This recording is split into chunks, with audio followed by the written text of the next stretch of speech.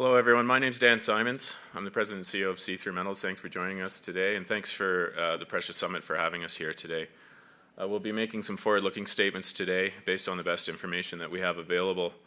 I think it's a pretty simple value proposition for See-Through Metals. We have two district-scale packages, one in southern Peru that sits 35 kilometers north of Hudbay's Constancia mine, 40 kilometers east of MMG's Labumbas mine, where we've identified 13 skarns over a 28-kilometer magnetite belt, and then on the western parallel belt we've identified an outcropping porphyry and multiple skarns. Thus far we've drilled the first skarn you see here in the yellow we call Montana de Cobre. Came up with a nice little tidy resource of 52 million tons measured and indicated, 0.5% copper, 0.2 gold right at surface. There's a high-grade cord within this deposit. It'll be less than a 1-to-1 strip. But right now what we're focused on Peru is expanding, modifying this drill permit to capture these next two skarns, and we have good social license on the eastern block, and we're working with the community to create that social license on the western side. But where I'm really going to be focused today is on our 20,000 hectare package that we have in Jamaica, because we're actively exploring with 2 drill rigs today.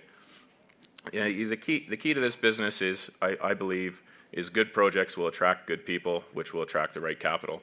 And there's a clear value opportunity at 30 million market cap here for See-Through Metals. If you look at the people involved in the company at the board level, led by Tony and Manini, our chair. Tony, many of you may know him, certainly has a following in Australia. He's turned 3 million market cap companies into 6.5 billion. Most recently is one of the founders of EMR Capital, which is the largest natural resources private equity fund in Australia. Zimi Mika is the person who first tapped me on the shoulder for this job about a year ago. I've been in the seat for a year.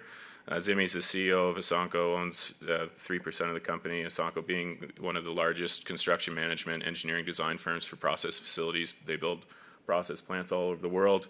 People like Yale Simpson who have built up and sold a couple companies to majors. So when we put the board together, we have some people that have had a lot of success in the past.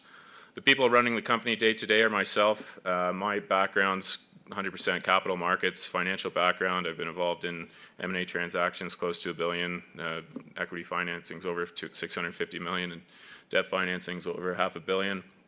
But the most important person in the company at this stage of a company is our VP Exploration, Steve Hughes.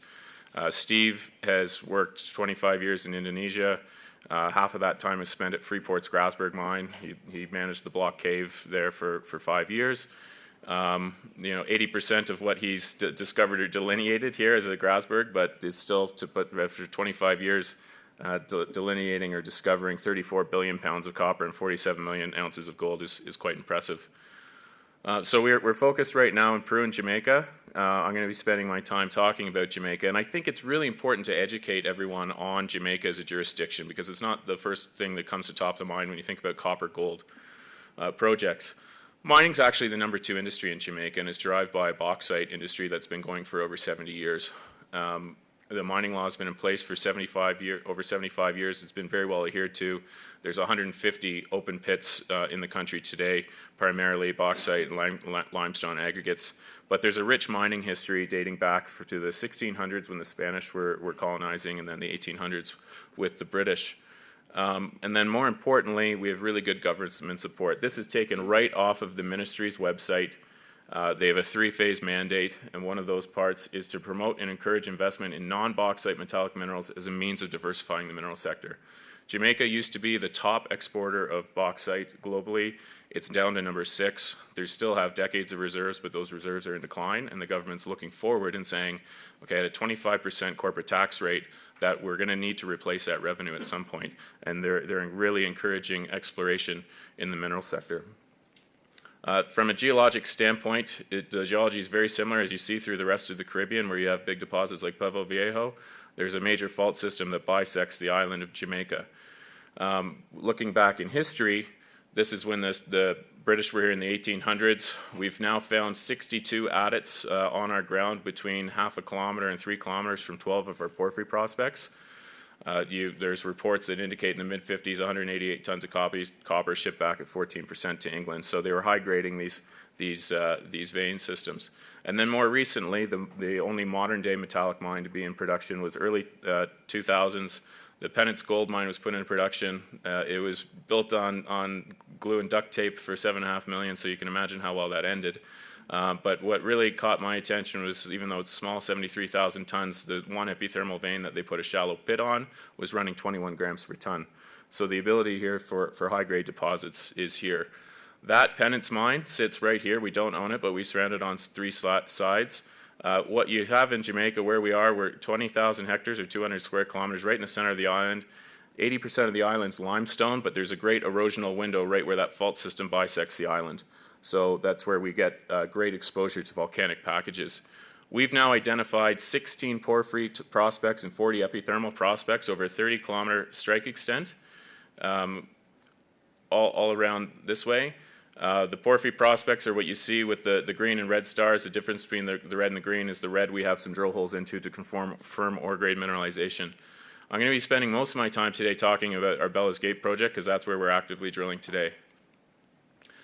People always ask me, what's the best comparable? It's a little early for comparables, but the best one that we can see today is Cadia. That's in New South Wales, Australia. Similarly, you have thick volcanic packages intruded by multiple porphyry intrusives where some of these are converging at depth. And we think we have something similar here at Bella's Gate.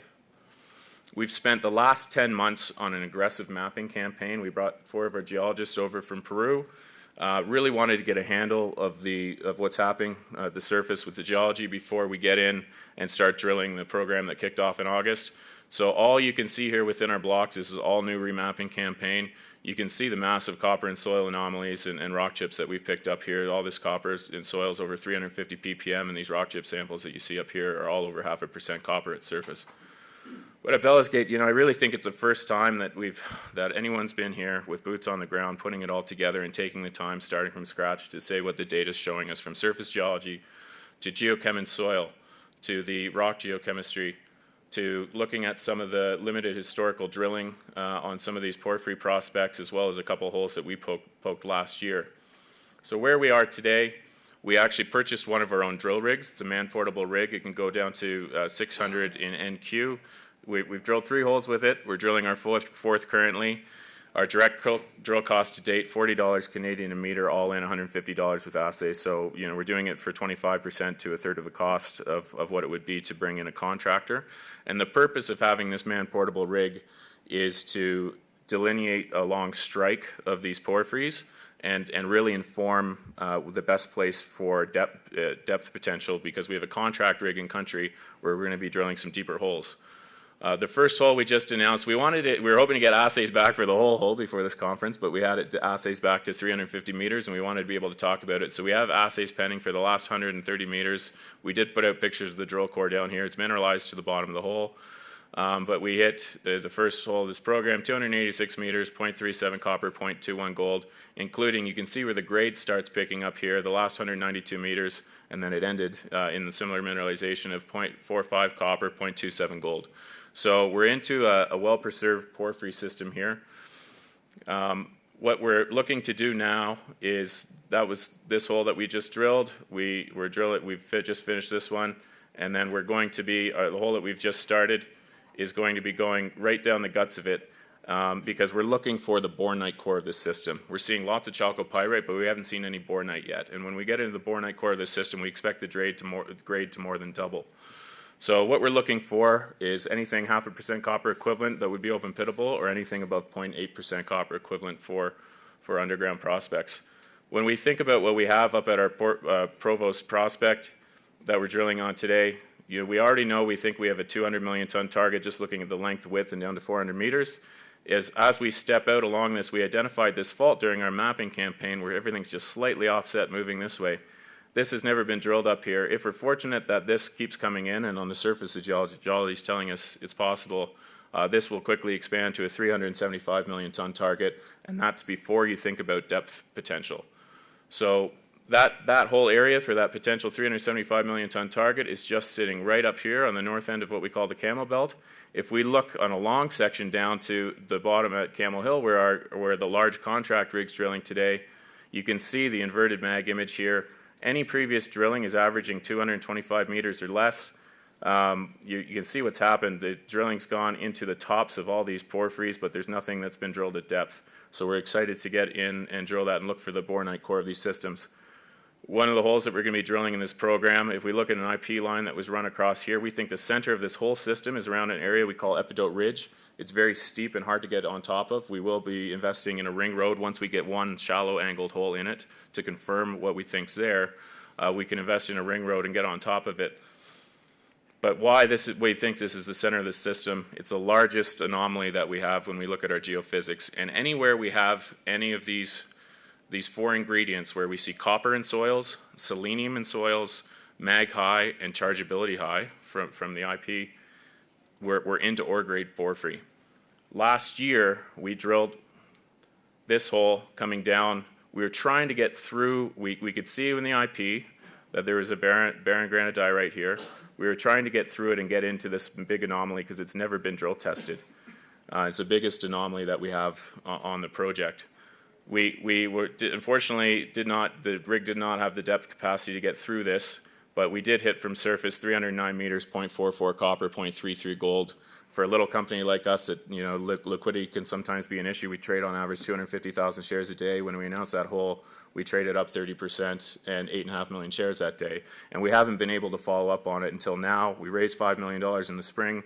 We just brought in a large drill rig with that capability. It's going to sit on the far side of the hill, and it's going to come right in and try and get into the guts of this anomaly. So that's one of the holes that's going to be coming up in this program. Because when you look at the mag, you can see the mag here on the top, plan view, 100 meters chargeability. Epidote Ridge sits right here. At 100 meters down, it looks like there's nothing, but at 400 meters down, where the IP would be reliable to, you can see it's all converging at depth. So we think that this is the guts of a big system. There's 10 kilometers of alteration along the system, multiple porphyries coming up at surface, and we think this is the guts of it. So just to wrap up, we're very focused in Jamaica. I think the downside at 30 million market cap is protected by what we have in Peru with that first resource, and we're actively drilling. We should have press releases of assay results now every 3 weeks or so, right through the end of January, and we're fully funded for an 8,500 meter program. With the work that we've done, we've designed well over 20,000 meters because we know that we have those drill-ready targets today. We're funded for the first 8,500, and that'll include 3 deep holes, and then we'll be using our rig to step out along strike and inform the best places for those deep holes. So with that, I think that's most of my time today. And Fantastic, Dan. Time for any questions, thank you. Yeah, we've got a minute or two for any questions, if anyone's got any questions. I may ask one, Dan. We don't see many stories in Jamaica. Yeah. Who else is active there? Are there any other sort of companies that you're kind of working with, on the ground, to sort of kind of support what you're doing? Yeah, that's a really great question. So obviously there's big companies there, like it's still called Falconbridge, but Glencore and with the bauxite industry. There's 5 bauxite players, but in terms of copper gold exploration, it's really us and one other private company called Geophysics Jamaica Limited. That company is run by a local billionaire named Bobby Stewart. Bobby studied geophysics as his passion. He's purchased geophysical equipment, a helicopter, 3 rigs. He's put about $12 million US in the ground so far. He and I are in constant communication. I most recently last talked to him on Saturday. We're really of the same mindset of, success he has, success we have is good for everyone to put Jamaica on the map. He's very passionate in developing a mine in Jamaica. The family money for the Stewart family comes through his father, who unfortunately passed away 2 years ago, founded all the Sandals resorts in the Caribbean. So the Stewart family, obviously extremely well connected, and somebody that I've been building a solid relationship over the past year since I joined the company. Great. Dan, out of time, but that's fantastic. Thank you. Thank you.